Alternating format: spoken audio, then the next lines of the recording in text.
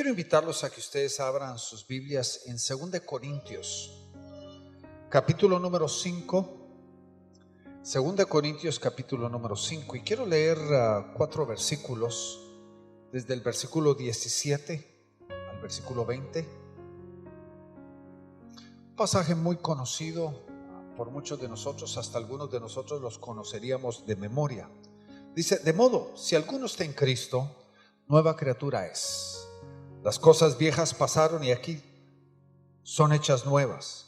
Y todo esto procede de Dios, quien nos reconcilió consigo mismo por medio de Cristo y nos dio el ministerio de la reconciliación. A saber, que Dios estaba en Cristo reconciliando al mundo consigo mismo, no tomando en cuenta a los hombres sus transgresiones, y nos ha encomendado a nosotros la palabra de la reconciliación. Por tanto, somos embajadores de Cristo, como si Dios rogara por medio de nosotros. En nombre de Cristo os rogamos, reconciliaos con Dios. Esta palabra tiene que ver con el proceso no solamente de nuestra propia vida en Cristo Jesús, porque la palabra comienza diciéndonos a nosotros de que cuál es el propósito, cuál es el plan de Dios. Porque el Señor nos dice que Él está creando en nosotros para que podamos llegar a ser nueva criatura. Las cosas viejas pasaron y aquí que todas son hechas nuevas. Pero el plan fundamental, el plan original, el plan que estaba dentro del corazón del Padre, aún antes de la misma creación, y este es uno de los grandes misterios, porque cuando nosotros vemos, queremos nosotros ver a Dios desde la perspectiva humana. Si nosotros supiéramos que alguien nos va a fallar, nosotros diríamos: si yo sé de que mi esposo me va a fallar en el matrimonio, mejor ni me caso con el condenado. Diríamos así, ¿verdad?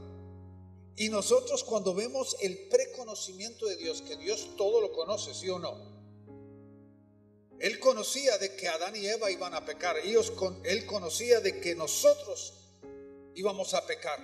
Y a pesar de conocer el pecado de Adán y Eva desde antes de la creación, Él desde ese momento de la creación planificó el salvarnos, el reconciliarnos consigo mismo. Y Él definitiva y categóricamente diseñó el plan, como lo dice aquí en este pasaje, de que Él quería reconciliarnos consigo mismo, ¿por medio de quién? De Cristo Jesús. Y cuando nosotros vemos cuál es verdaderamente la problemática, cuál es verdaderamente la problemática de la humanidad, nosotros podríamos decir: hay dos lados de la misma moneda. La primera es la carne. Nosotros tenemos dentro de nosotros algo que se llama la carne, que nos lleva a nosotros a querer pecar, que nos lleva a querer hacer lo contrario. Cuando se nos prohíbe algo, ese es cuando más lo queremos. Yo le he dicho: ¿qué andaba rumiando Eva cerca del árbol del conocimiento del bien y del mal? ¿Qué andaba haciendo ella por ahí? Habiendo un huerto entero en donde deleitarse, ¿qué andaba haciendo por el árbol del conocimiento del bien y el mal? Y yo tengo mi teoría, y no es bíblica, sino simplemente la mía, de que el huerto estaba lleno de unas flores y unos frutos tan deleitosos, tan increíblemente bellos, coloridos, pero el árbol del conocimiento del bien y el mal probablemente era el árbol más feo de todo el huerto. Pero porque era el prohibido, lo hacía ¿qué? El deseado. Era el deseado. ¿Ha probado usted alguna vez una fruta que apesta? Que no tiene ni es apetitiva a la vista. Yo me imagino de que el árbol del conocimiento del bien y el mal era igual a esa. El grave problema es de que dentro de nosotros mora ¿qué? La carne. Y el deseo de ir en contra del Señor produce dentro de nosotros el pecado. Y cuando nosotros vemos cuál es la problemática cuando entra dentro de la humanidad y cuando entra dentro de nuestra vida el pecado. Lo que la palabra de Dios claramente nos dice en Romanos. Dice, porque la paga del pecado es que muerte. Y en realidad la Biblia nos dice de que todos hemos pecado, y por cuanto todos hemos pecado, hemos sido ¿qué? Destituidos. Y la palabra destituido literalmente significa separado. Separados de la gloria de Dios, separados de la presencia. Y lo que podríamos nosotros decir como una forma fundamental de este mensaje es de que el pecado separa. Cuando yo peco en contra de Dios, me separa de Dios. No es de que estoy separado de Dios, sino en mi corazón, en mi mente, en mis actitudes, en mis emociones me separa. Crea un obstáculo, crea una separación, crea, vamos a decir, una distancia entre Dios y yo. Y de la misma forma tenemos que entender de que esa es la problemática cuando hay pecado entre nosotros. ¿Qué hace el pecado? Nos separa. Le pregunto a los varones, que las mujeres son muy intuitivas, ¿verdad? Tienen un tercer sentido, y a veces nosotros estamos preocupados, estamos afanados, o tal vez nos hemos portado mal, y nuestra esposa viene con nosotros y nos dice, ¿qué te pasa? Te miro extraño. Te miro extraño. Y lo que pasa es de que cuando nosotros pecamos, no estoy hablando de nosotros los varones, sino todos nosotros los seres humanos, cuando pecamos, instantáneamente crea entre nosotros y las personas contra las cuales hemos pecado distancia. Pone distancia, porque ¿qué hace el pecado? Separa. Ese es un resultado normal del pecado. Y en un sentido podríamos decir de que crea dos enemigos. Nosotros los conocemos como la víctima y el victimario. Crea dos enemigos. La víctima y ¿qué? El victimario. El grave problema cuando yo he tratado con tantas situaciones problemáticas, especialmente relacionales en el ministerio, me he encontrado de que no hay una línea, vamos a decir, clara entre la víctima y el victimario. Porque digamos, cuando hay un problema marital, estoy usando esto como ejemplo, uno no diría, bueno, hay una persona 100% responsable y la otra 0% responsable. La mayoría de las veces es un 50-50, un 60-40, un 70-30, un 80-20. Y cuando hay un porcentaje de culpabilidad, ya no soy víctima. ¿Está entendiendo lo que le digo? Pero esto es lo que crea en el concepto relacional, crea esta separación casi en una forma definitiva entre la víctima y el victimario. Y lo que empieza a hacer, empieza a carcomer la relación. Si nosotros vemos, por ejemplo, en Génesis capítulo 3, acerca del pecado de Adán y Eva, dice que después de que pecaron, dice de que la voz de Dios empezó a pasearse entre el huerto como lo hacía todas las tardes. Y empezaba a clamar, decía, Adán, Eva, ¿dónde están? Y cuando, recuerde, Dios estaba pretendiendo de que los estaba buscando. Él sabía dónde estaban, pero él tenía que tocar la llaga en el problema. Y entonces cuando los encuentra les dice, ¿qué están haciendo aquí? Y entonces uno de ellos responde y dijo que es que vimos de que estábamos desnudos y tuvimos que. ¿Cuál fue el resultado inmediato del pecado? Temor. ¿Temor de qué? Temor de la pérdida de la relación, temor del abandono, temor del rechazo. Ellos tenían temor de que Dios los iba a rechazar, ellos tenían temor de que Dios los iba a abandonar, que Dios los iba a castigar. Inmediatamente, ¿qué hace el temor? Nos ahuyenta, ¿sí o no? Nos separa de una relación. Nos da temor de acercarnos, nos da temor de poder regresar a la normalidad de la relación, como podríamos nosotros considerarlo de esa forma. Y lo que pasa es de que el pecado empieza a contaminar, empieza a corromper las relaciones. ¿Y qué hace? Empieza a corromper y a contaminar la relación porque lo que hicimos va en contra del pacto que teníamos. Y el pacto no necesariamente tiene que ser un pacto como el del matrimonio, ¿verdad? Sino algo pactado, un acuerdo que tuvimos entre dos personas. Cuando acordamos algo y cuando pecamos, ¿qué hace?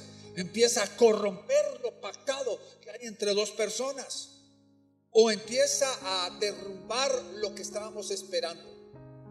Nadie entra a una relación sin tener cierta esperanza o de esperar algo. Nadie entra a una relación de trabajo. Usted no va a decir, bueno, voy a ir a encontrar trabajo y encuentro un trabajo, pero sin acordar primero, el horario del trabajo, y segundo, cuánto le van a pagar.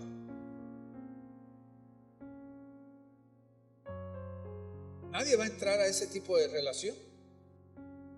Pero ¿qué hace el pecado? El pecado empieza a atacar aún lo que nosotros estábamos esperando. De tal forma de que un día se nos abre los ojos y decimos, esto no era lo que yo estaba esperando. Yo tenía expectativas aquí, pero esto no se está dando. O tal vez empezamos a destruir lo que habíamos edificado.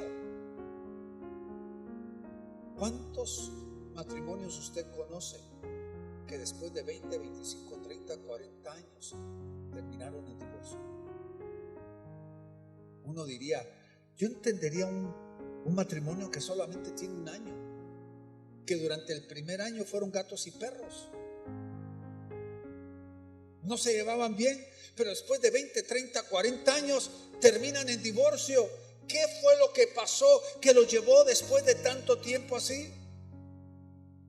Porque el pecado empieza a derrumbar lo que hemos edificado, porque con una mano edificamos, con la otra mano, ¿qué hacemos? Derrumbamos. Y lamentablemente eso empieza hasta aún a derrumbar la credibilidad, empieza a derrumbar la confianza, empieza a destruir la confianza. Porque el pecado, ¿qué hace? Destruye la confianza. Este día tenemos un tema que lo hemos dado en diferentes lugares, mensaje para parejas, que se llama La confianza es la economía del matrimonio. ¿Cómo se sustenta un matrimonio? No es con dólares. El matrimonio verdaderamente se sustenta con la confianza. Esa es la economía del matrimonio. Y cuando nosotros permitimos de que el pecado entre a nuestro corazón, que el pecado tome cabida dentro de nuestras vidas, lo que hace, empieza a derrumbar la confianza. Ya la gente ya no puede estar tranquila.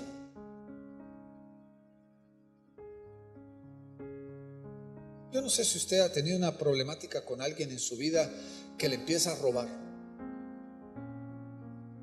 y empiezan a desaparecer dinero de la billetera, y empieza a desaparecer dinero de una de las gavetas donde usted guarda el dinero.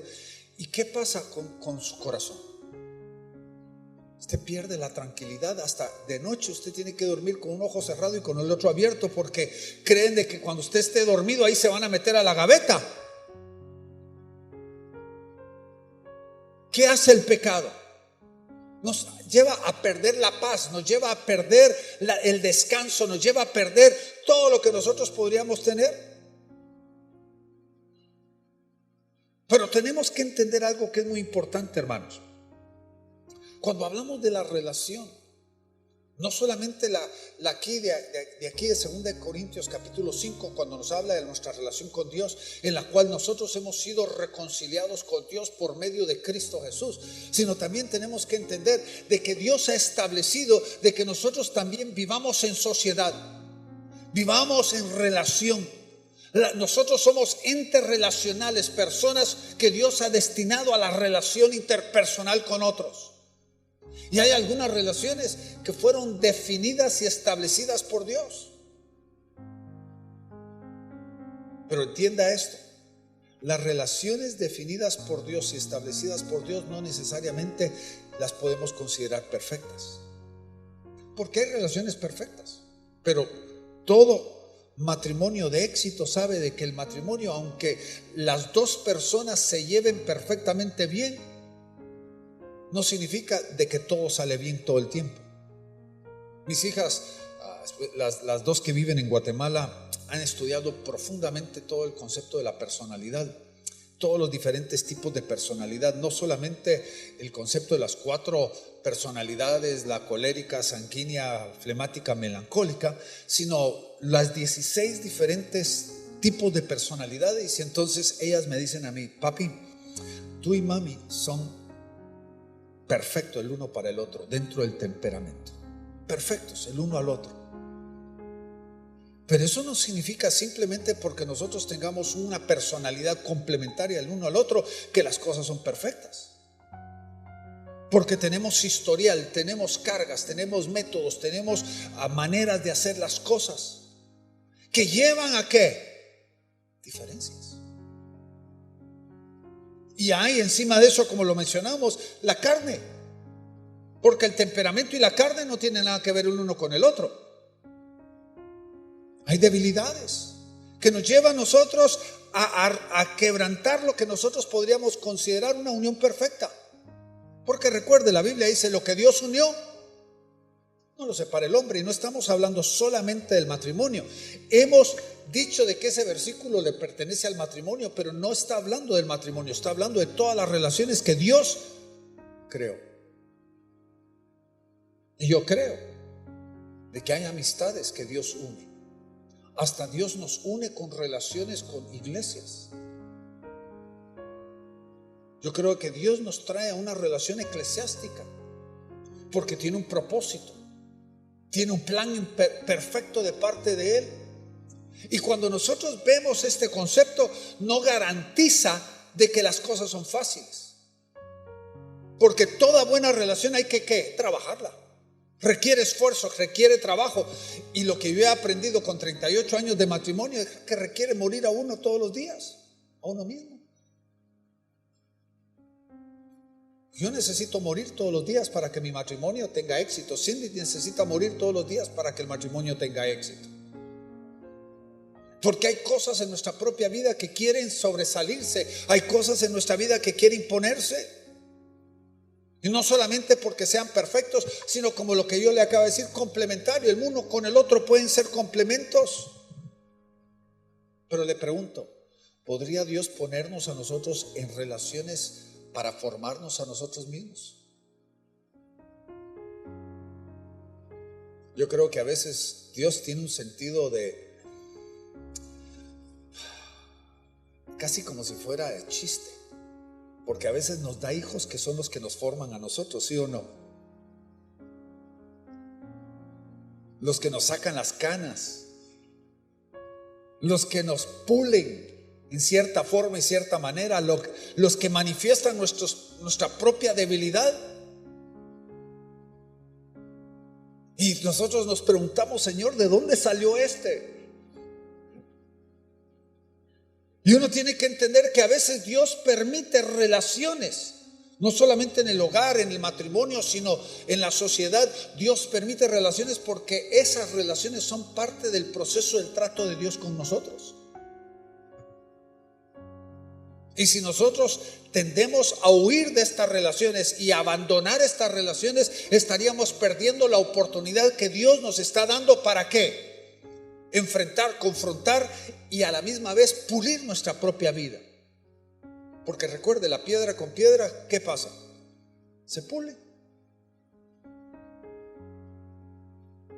Y nosotros tenemos que entender que a veces hay situaciones en nuestra vida que Dios está queriendo tratar. Vaya conmigo a Mateo capítulo 19, versículo 8. La semana pasada estaba leyendo este pasaje en medio de tener que tratar con una relación matrimonial, un conflicto matrimonial, donde ya estaban en un proceso de divorcio. Y leí este pasaje, dice aquí Mateo 19:8, dice: y les dijo: por la dureza de vuestro corazón, Moisés os permitió divorciaros de vuestras mujeres, pero no ha sido así desde ¿qué? El principio. me puse a pensar y analizar qué fue realmente el permiso de Dios. Recuerde, no es excusa, es permiso. Y dice Dios de que a causa de la fornicación Dios permitió el divorcio. Pero muchos singularmente usan el divorcio como, vamos a decir, la fornicación, como una excusa para el divorcio. Pero aquí encontré este versículo que dice, ¿a causa de qué? De la dureza del corazón. Y vi este caso que estaba tratando, donde el esposo está con toda la disposición, con toda la voluntad, con el corazón en la mano de poder restaurar el matrimonio. Es la esposa la que está queriendo el divorcio. Y él ya ha venido por varios meses tratando con el proceso, tratando de afirmarla, tratando de convencerla, tratando de decirle de que él está dispuesto a trabajar el matrimonio, pero ella sigue con el corazón cerrado, con el corazón testarudo, con el corazón duro, con la voluntad de divorciarse. Y el muchacho no sabía qué hacer. Le pregunto, ¿pueden haber relaciones más allá del matrimonio que terminen también la relación porque hay un corazón endurecido? Sí, definitivamente. Lo que el Señor claramente me dijo a mí cuando estaba platicando con este muchacho, el Señor me dijo, Dios te está llamando a paz. Yo le dije al muchacho eso, Dios te está llamando a paz, a descanso. Porque no fuimos llamados a vivir una vida atormentada. Nosotros somos responsables, y este es el meollo de este mensaje. Tú y yo somos responsables de trabajar y de poder encaminar nuestras relaciones a la paz, al bienestar, a la salud, a la reconciliación, a la restauración. Pero hay relaciones que no terminan bien porque hay dureza de ¿qué? Corazón. La dureza del corazón tiene que ver con la incapacidad o la involuntad de poder sacar adelante eso. Otro de los problemas es de que no hay gratitud en el corazón del ser humano. Hermanos, algo que he aprendido con un matrimonio no perfecto, pero he aprendido esto en mi propio matrimonio, es de que la gratitud es entender de que todo lo que yo recibo es porque ha sido un regalo. Nadie tiene obligación de nada con nuestras vidas.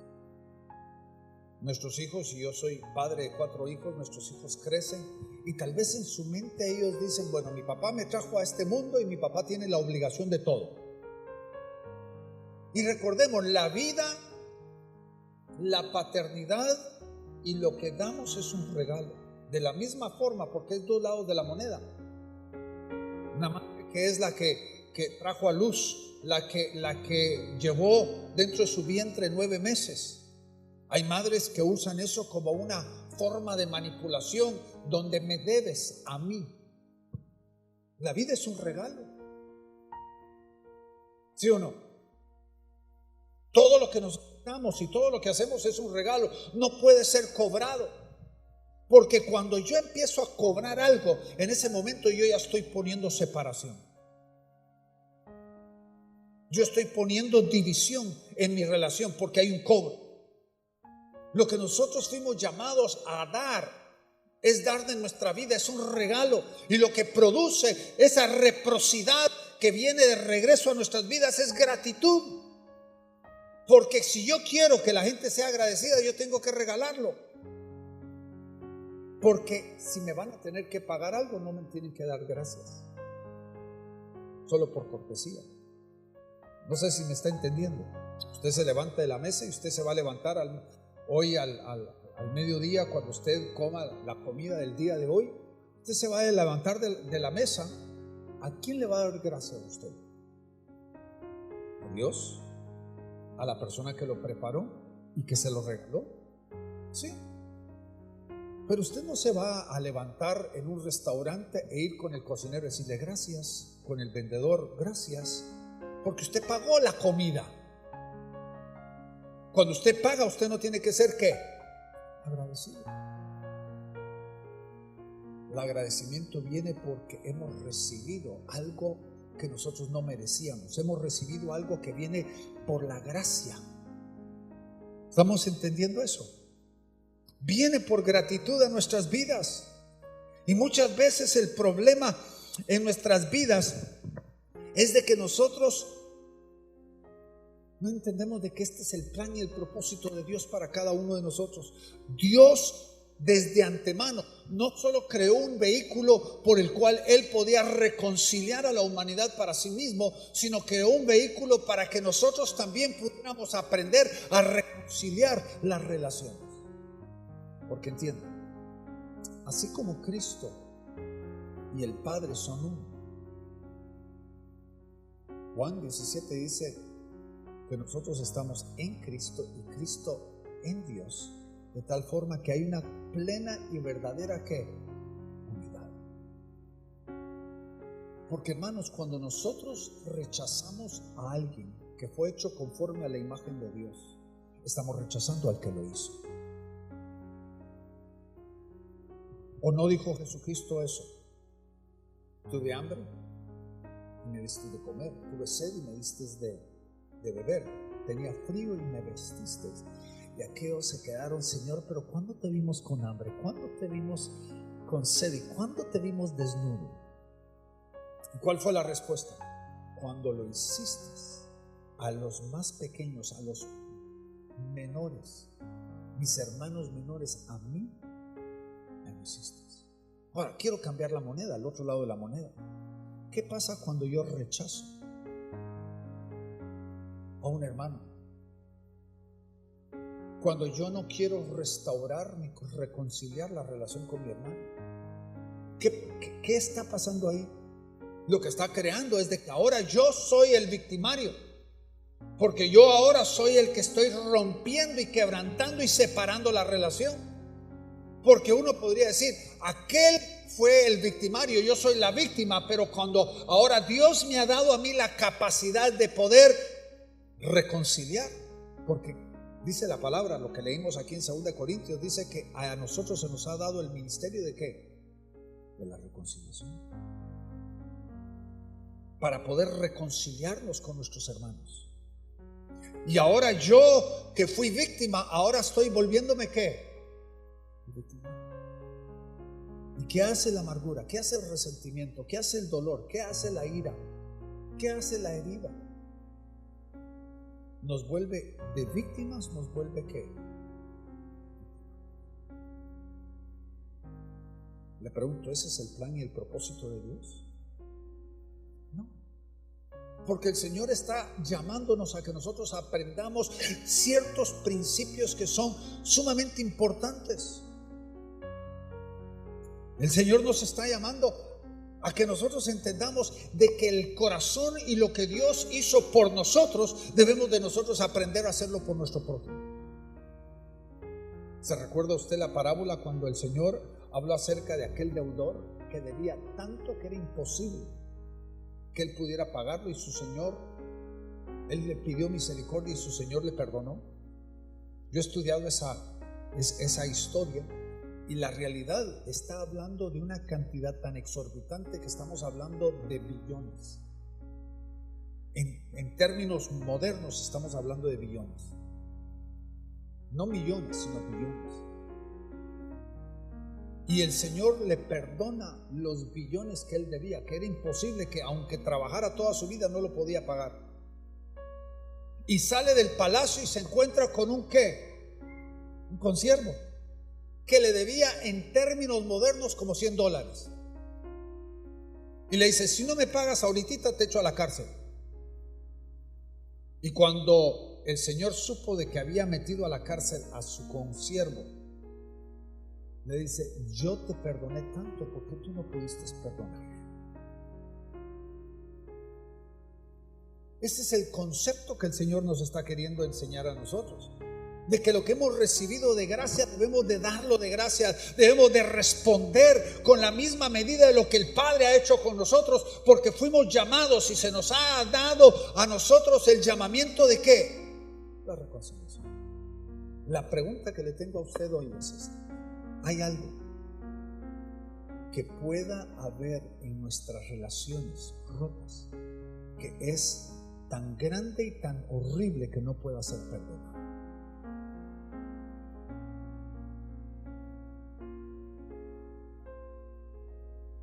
¿Hay algo?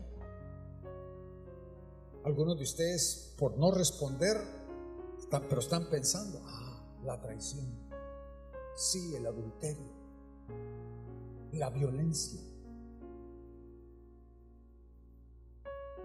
Pero la pregunta es: ¿hay algo que el perdón no pueda cubrir?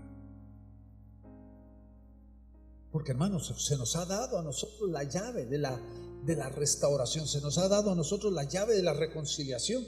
Porque cuando yo estoy reconciliando a alguien con mí mismo, lea usted 2 Corintios 5, lo que leímos. Cuando yo reconcilio a alguien a sí mismo, a mí mismo, yo estoy reconciliándolo con Dios.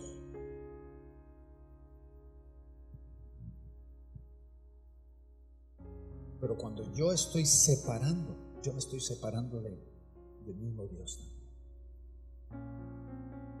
Dios nos ha llamado a que seamos reconciliadores. Vaya conmigo en varios puntos que creo que son bien importantes que lo veamos. Porque el Señor nos está llamando a reconciliar al mundo, no solamente para Él, sino para nosotros mismos. Lucas capítulo 6, versículo 27. Lucas 6, 27 dice: mas a vosotros os digo, amad a vuestros enemigos y haced bien a los que os aborrecen. ¿Amad a quién? A vuestros enemigos. Le pregunto: ¿a quién usted no puede ver ni pintado? A este condenado no lo puedo ver ni pintado. ¿A quién en su vida usted podría ser? Usted no podría verlo. Y el Señor nos dice: amad a quién? A vuestros enemigos y a los que os aborrecen. A mí me pasó algo bien interesante, creo que se los conté a ustedes en otro mensaje hace mucho tiempo atrás. Estaba estudiando yo un mensaje sobre el perdón y la restauración. Y Cindy y yo hemos enfrentado muchas traiciones. En el ministerio es imposible estar en el ministerio sin enfrentar una traición. Y yo le dije, le abrí mi corazón a Cindy en medio del estudio y le dije: fíjate, Cindy, yo podría perdonar y restaurar a todas esas personas, con excepción de una. Lo que esta persona me hizo, me sería muy difícil poder perdonar y restaurar. Porque el tipo de relación que le di a esta persona fue más íntimo que un hermano. Y lo que me hizo es terrible. ¿Y qué me pasa a mí? Esto era un viernes. El sábado en la mañana yo recibo un texto de esta persona y me dice: voy a estar en Houston, quisiera verte. Y yo le digo a Cindy: ¿será que Dios me está hablando? ¿Será que el Señor me está corrigiendo? Y entonces yo le respondí: ¿y qué pasó? El domingo en la mañana salimos a desayunar antes del servicio. Él para una iglesia y yo para otra. Pero salimos a desayunar el domingo en la mañana. ¿Qué era lo que el Señor me estaba enseñando? El Señor me estaba diciendo: no hay nada que es imperdonable. No hay nada. Naturalmente, yo cuando hay situaciones como violencia, yo diría: tiene que haber un cambio de corazón para poder restaurar. Pero nuestro corazón tiene que tener la disposición de aún amar a los que nos aborrecen, a los que nos hicieron tanto daño. Vea lo que dice Lucas 6:35 ahora, unos versículos más adelante. Dice: amad pues a vuestros enemigos y haced el bien y prestad no esperando de ellos ¿qué? Nada. No esperando de ellos nada. Y será vuestro galardón grande y seréis hijos del Altísimo, porque Él es benigno para los ingratos y los malos. Ahora, quiero que note tres cosas muy interesantes de ese versículo. Naturalmente, el Señor nos dice que debemos de amar. ¿Amar a quién? Amar a los que no pueden darnos nada acá. Amar al que nos puede amar de regreso es fácil. No hay nada increíble de eso. Amar al que no se lo merece, amar al que no tiene nada que darnos, al que está vacío completamente, requiere un amor verdaderamente de Dios. Y note la segunda parte, dice aquí, a los ingratos y los malos. ¿Qué significa la palabra ingrato?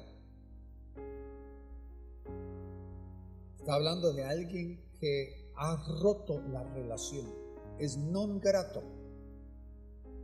Una persona que pudiéramos decir no merece nuestra relación. La relación se ha roto. Y el Señor nos está llamando a que podamos nosotros alcanzar a tener paz con ellos, porque cuando tenemos paz con ellos empezamos a tener verdaderamente paz con Dios. Lamentablemente muchos de nosotros queremos garantías. Quiero que me prometas, me lo triple jures, de que nunca más lo vas a hacer. Le pregunto, ¿hay alguien que puede dar esa palabra? ¿Hay alguien que honestamente puede decir, yo nunca lo voy a hacer? Realmente nadie puede prometer eso. En la vida nadie. ¿Sabe por qué le estoy diciendo eso? Porque cuando yo perdono, mi confianza no está en lo que la persona puede o va a hacer. Mi confianza está en Dios. Yo estoy poniendo mi mirada en Dios. Mi confianza no está en el hombre. Mi confianza no está en lo que el hombre podría hacer en el futuro o no podría hacer en el futuro, sino mi confianza está en Dios. El llamado que Dios me da y la fortaleza que Dios me da es para perdonar. A pesar de la incertidumbre que eso podría traer. Estoy tratando con otro caso, donde la esposa me dice a mí, me dice, yo no sé si yo puedo volver a confiar en él. Mi mente me dice sí, pero mi corazón me dice que no. No sé si puedo confiar de nuevo, porque hay una probabilidad con el historial de ese hombre, hay una probabilidad de que lo va a volver a hacer. Y nuestra confianza no está en el hombre, nuestra confianza está en ¿quién? Dios. Tenemos que creer a lo que Dios puede hacer. Tenemos que creer de que Dios tiene la suficiente autoridad y el suficiente poder para cambiar a una persona. ¿Cuál es nuestra responsabilidad? Tratar de edificar eso. Ahora quiero terminarlos con varios pasos prácticos para la reconciliación. La primera, tenemos que aprender a tener fe. Fe no solamente es decir creo en la persona, sino fe es el que nos arma de positividad, es el que nos lleva a tomar el primer paso. Nosotros no tenemos que esperar que la otra persona tome el primer paso, porque algunos en la relación dicen, cuando venga y me pida perdón y me bese el dedo gordo del pie, entonces sí lo perdono. Estamos esperando que la gente tome el primer paso. ¿Qué hace cuando estamos caminando en fe?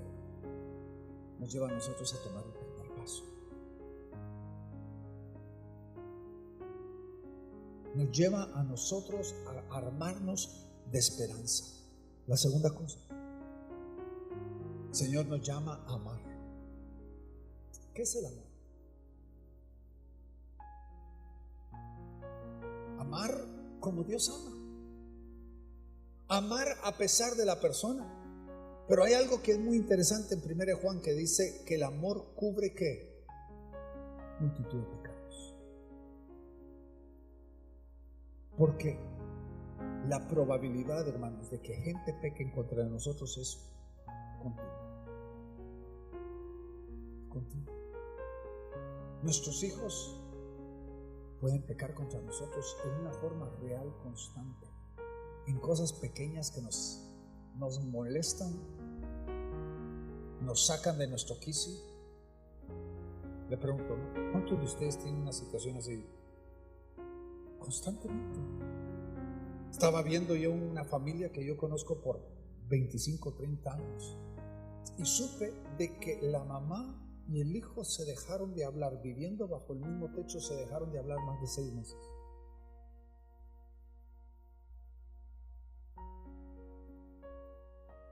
Ese es el plan y el propósito de Dios. Hermanos, ¿en dónde está la reconciliación? Reconciliados pues. A nosotros se nos ha sido dado el ministerio de la reconciliación. Y la tercera cosa, esta es una palabra que se usa muy común hoy, pero ellos lo distorsionan, y esa es la palabra tolerancia. Tenemos que aprender a tolerar las diferencias. Cindy y yo, aunque tenemos una personalidad complementaria, somos exageradamente diferentes. No solamente culturalmente diferentes en mucho sentido de la palabra. Venimos de otros trasfondos totalmente diferentes culturales, sino historia. Yo crecí en un hogar cristiano y ella creció en un hogar muy opuesto a lo cristiano. Adicción, violencia, maltrato, relaciones ilícitas. Y hermanos, a veces uno tiene que aprender a aceptar a la persona con las diferencias. El aceptar significa que uno está dejando cubrir la diferencia por Dios, el amor de Dios. Porque hermanos, óigame bien, no importa cuánto nosotros quisiéramos cambiar a otras personas, nadie puede cambiar a un ser humano, solo Dios. Y hermanas, ustedes son muy buenas para querer cambiar a otros. Ese es el plan de la mujer. Desde el día número 1 es cambiar a su marido.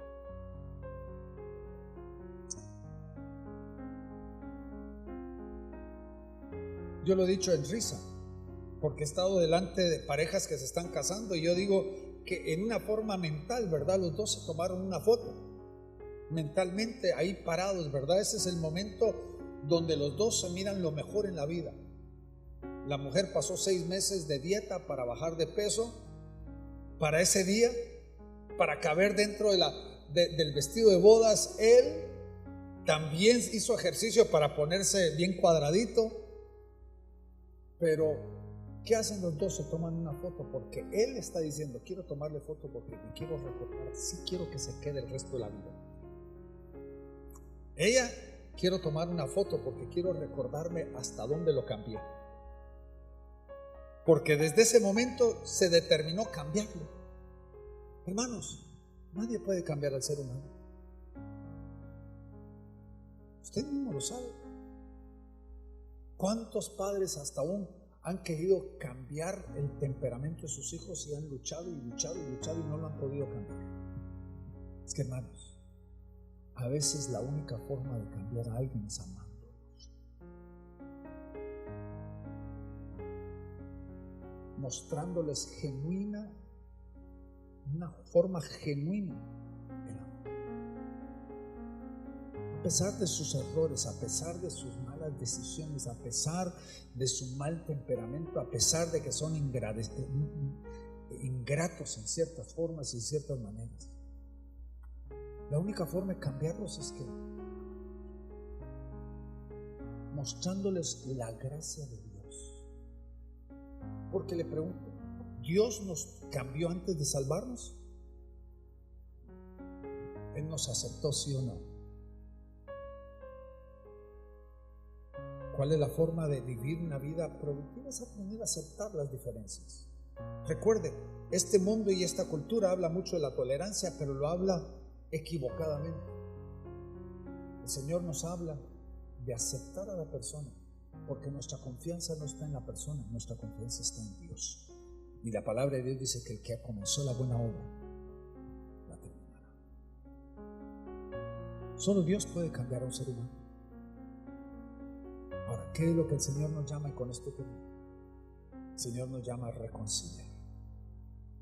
¿Cuántas relaciones fragmentadas hay en su vida hoy? ¿Cuántas relaciones usted no ha tenido una relación con alguien con el cual usted debería tener una relación cotidiana? Simplemente porque usted está testarudo en no querer. Usted está ofendido, usted está airado, usted está enojado. Usted rehúsa una relación con esa persona. No importa, hermanos, qué ocurrió en el pasado, toda persona es salvable. Pero comienza muchas veces la obra de salvación, no comienza con que Dios mande un trueno y un relámpago sobre esa persona. Comienza con que usted aprenda a amar y aprenda a reconciliar su relación. Porque recuerde, ¿qué nos dice aquí este versículo? Aquí regreso a 2 Corintios 5. Note lo que dice aquí. ¿Qué dice aquí? La última, el versículo 20 dice: por tanto, somos ¿qué? Embajadores de Cristo, como si Dios rogara por medio de nosotros. ¿Está entendiendo? Somos ¿qué? Representantes. Y lo que el Señor está haciendo es, a través de nosotros, Él está queriendo reconciliar a otros. Somos agentes de reconciliación. Cuando reconciliamos a alguien con nosotros, lo estamos reconciliando con Dios. Estamos empezando ese proceso. Mi hermano, hay gente en su vida con la cual usted no ha rehusado hablar por años, simplemente porque usted está ofendido. Y tiene toda la razón, porque usted tal vez fue víctima de una situación en la vida de esa persona. Pero quiero que entienda, somos ministros de reconciliación. Ese es nuestro llamamiento. Ese es el plan y el propósito de Dios para nuestras vidas.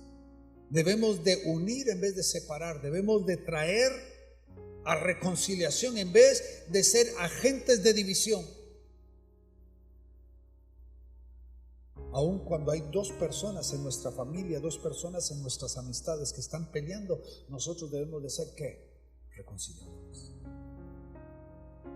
Porque fuimos llamados a ser agentes de reconciliación. Padre, este día, Señor, estamos delante de ti. Y Padre, tú nos has hablado porque tenemos un llamado supremo, un plan, un propósito increíble de parte tuya. Padre, tú no solamente nos salvaste, sino nos has dado a nosotros un llamamiento de ser ministros que reconcilian al mundo a ti, Señor. En el nombre de Jesús, Señor, que podamos sobreconquistar, que podamos sobrepasar todas esas divisiones, todo ese dolor, toda esa victimización, toda esa ira, toda esa amargura en nuestro corazón, y que podamos entender de que ahora somos agentes, embajadores tuyos. Padre, en el nombre de Jesús, habla nuestro corazón, Señor. Redargúyenos, fortalécenos, establécenos, Señor. En el nombre de Jesús. Amén y amén.